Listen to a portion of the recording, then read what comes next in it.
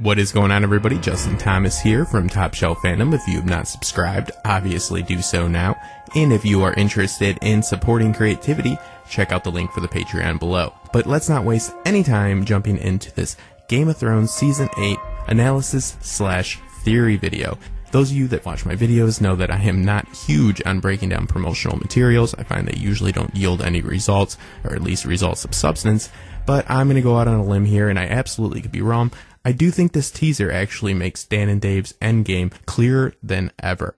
So, first and foremost, this is strictly a promotional piece of marketing, meaning we are never going to see these scenes in any episode. Usually, you would tend to believe that this would render this less useful when trying to at least come to a conclusion of an endgame for the series. But I will argue that symbolism is so focused and strong in this teaser. I thought it was just a symbol. I didn't know it symbolized something. That it is more informative than any series of out of context, heavily curated, carefully edited trailer. We are going to kind of skip to just the main themes that they address. We all know that it is heavily focused on the Starks, essentially only the Starks, with the inclusion of the Night King at the end. So we are going to have to decide here what was put into this promotion for the sake of entertainment. Are you not entertained? Are you? Which is very important because it is a show that we are entertained by, and that is the point. And what was injected into this give us a clue about this final season. It only would make sense that in the last season of this show that we are going to have more and more hints given to us about what exactly is going on. They are closing this story up relatively quickly, and they're going to need to really lay down a path that makes sense for the outcome, meaning that it can't just come out of nowhere. So when we have promotional trailers, teasers, any information given by the showrunners from this point on, we need to really pay attention to what they're doing. So what we're going to do is take a look at what I think we should be analyzing here and what I think we should be looking the other way on. Not so much to down on other theories that involve these aspects, but what just my personal opinion on what we should be looking at to draw information from. So the first one is the feather. The feather has been kind of the brainchild of Dan and Dave. They've been very adamant about injecting it into the story multiple times, starting with Robert, picking it up with Sansa, and now putting it in this trailer. They've spoken about it in interviews. They've even given a backstory that's not in any source material about Robert bringing feathers to Lyanna from the south during the time of their courtship. In this example, we have something as small as a feather.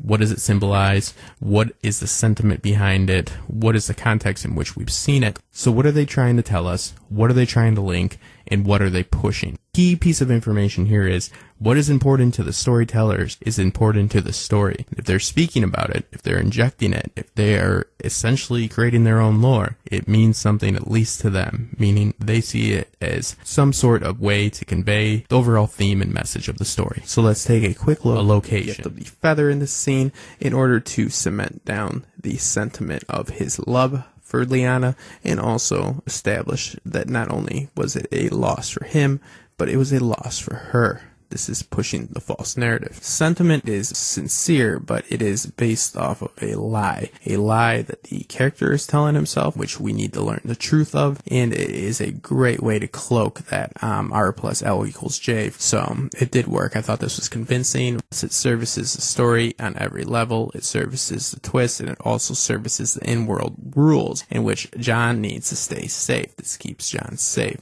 It's really interesting because the choice of the feather could have been easily made a flower. It just needed to be a token from Robert's home that would serve as the gift and would embody that sentiment. 9 out of 10 times probably just been a flower, but the symbolic meaning behind the feather is a nice little extra touch for the story, since you don't want to dive too deep into it, but it is interesting to consider that the author probably did look into this or was aware of this already. I do have a nice link below to a few different websites that have information on feathers and what they symbolize, but the gist of it is throughout all the different cultures, belief systems, and so forth, the general consensus is feathers convey a sense of freedom, transcendence, and a connection to the spiritual world. So essentially, you could go deep with it and tinfoily with it and say that Lyanna herself is the one that is dropping this feather. A location, the Winterfell crypts. Should we take this into any consideration when trying to theorize about the endgame? I think so. The Winterfell crypts work excellently to convey that our story is coming to an end and convey the emotions that our characters are going to be experiencing. Not just if they'll die or not, but arguably their legacy.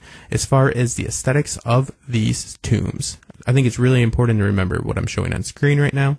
Lyanna's tomb. And then let's take a look at Lyanna. Not exactly a true-to-life depiction, right? If you need further proof that you probably aren't going to get much information from looking at the aesthetics, meaning Jon's tomb looking like it is a aged Jon, meaning he will live longer, is probably a fruitless endeavor, well, let's just go to the best type of proof. Dialogue within the actual story.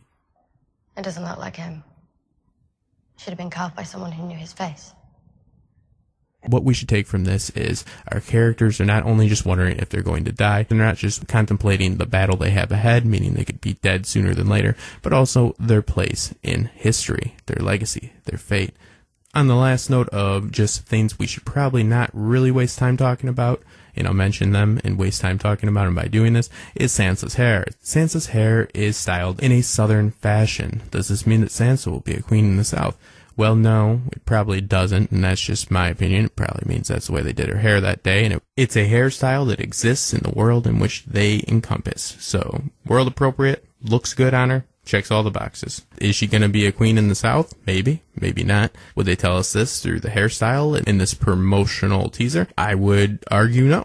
And that's about it. So let's move on to what I'm going to consider to be important, because that's not subjective or anything.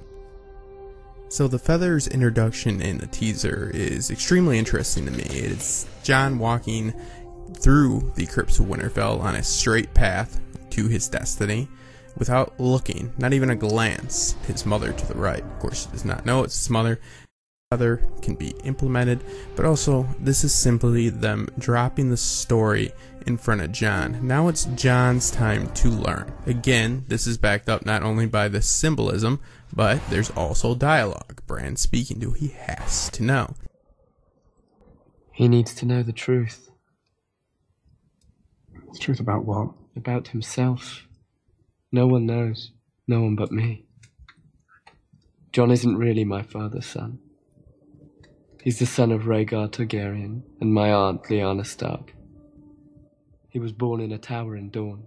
Once he sees the feather, this is his time to pick it up and his time to re-examine his past. And for some reason, it's important for him to know. That can only mean it plays a crucial role in his fate, more so than thought before. What really seals the deal for me with this being a piece of information that isn't just crucial to Jon is the frosting over of our feather. This could symbolize one of two things. One, this is the Night King trying to contain this information. Or two, this is the Night King obtaining this information. My prediction is this is him obtaining it, not trying to hold the information back.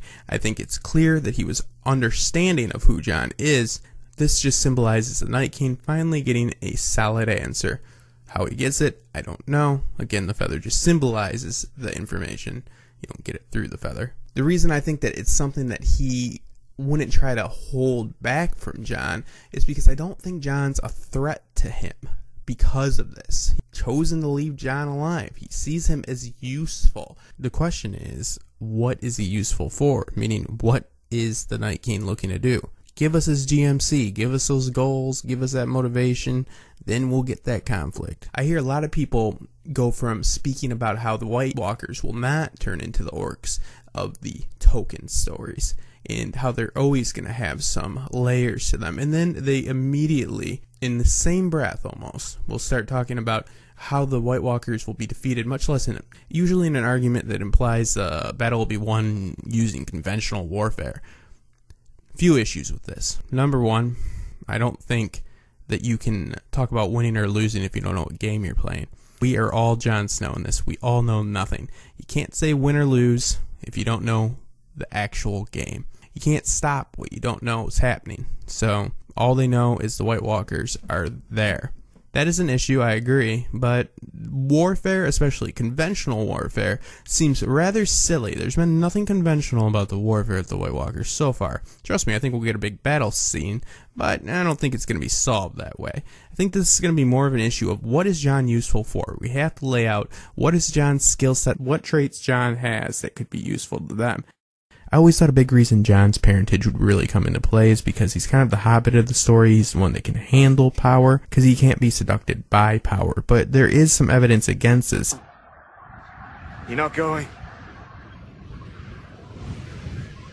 You're no ranger, Jon. But I'm better than every other. Better than no one.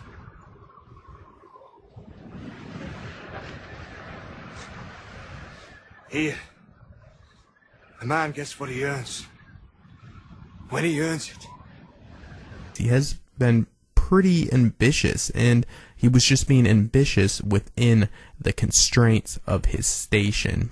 Mom was the manager at Jiffy Lube for many years. Never heard about this. Yeah, well, she doesn't like to brag. It's not her style. Yeah, but she started at the bottom, worked her way to the tippy top. All right, well, there's only 3 people working at Jiffy Lube. It's not really a high climb. Okay, well, please don't diminish my mother's achievements, All right, okay? well, don't get too excited about your mother's achievements. Essentially, the societal constructs of the feudal landscape in which he lives in, meaning you can be ambitious when you are looking to work for a Fortune 500 company, and you can be ambitious at Subway. There's nothing wrong with either of those jobs. I'm just saying it's different. It seems to be implying in this trailer that those traits are actually his DNA, his blood. That does lead us towards a more fantasy-esque ending than I was hoping for, but I'm not ruling it out yet, and we'll get into more of those in a minute. But the only other one is not a consistent action that we've necessarily seen on screen, but arguably, if we were to believe Craster, this is a consistent behavioral trend. And this is the action of taking the babies and turning them, procreating to a point. So they want to have some sort of a... It seems that even though they were created in a situation that is definitely not consensual, they do seem to want to continue their line in some way. There's a million theories out there, because now we're getting into magic, but there is the chance that Jon could provide. There is some credence to, if we put together the only information, again, being, 1, they don't want to kill Jon, they think he's useful. 2, they want to make more White Walker babies. My thought is that they would want to try to make a baby that would break the curse, per se, to remove the dagger in a metaphorical way, not figuratively, of course. But I don't really know if the baby with Jon and Dany, which has been proposed by many people, would do that, because then if you go by the blood, that's way more Stark than it is Targaryen by this point. I guess it would have been ideal to snatch up Jon as a child. This bloodline is somehow helpful. What is the connection with the Valyrian blood and the Valyrian steel? There's the connection with the Stark and the Valyrian, and that can somehow be some sort of antidote. Again, just stuff that's out there. If you have a go at me in the comments, that's fine, but remember, you're arguing magic. It's not smart.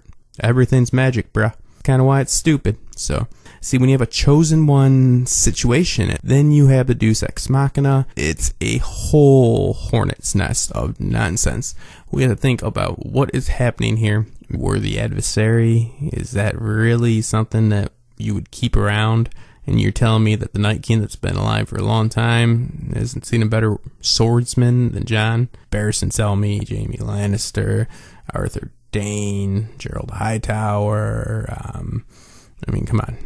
Seems like it's going to come down to some real weird magical stuff. Let me know in the comments below.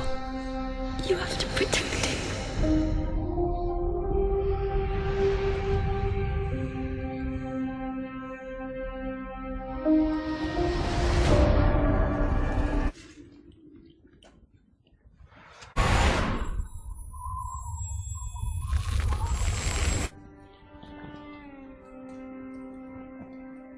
Did you have to bury her in a place like this? She should be on a hill somewhere with the sun and the clouds above her. She was my sister. This is where she belongs. In my dreams, I kill him every night. It's done, Your Grace. Targaryens are gone. Not all of them.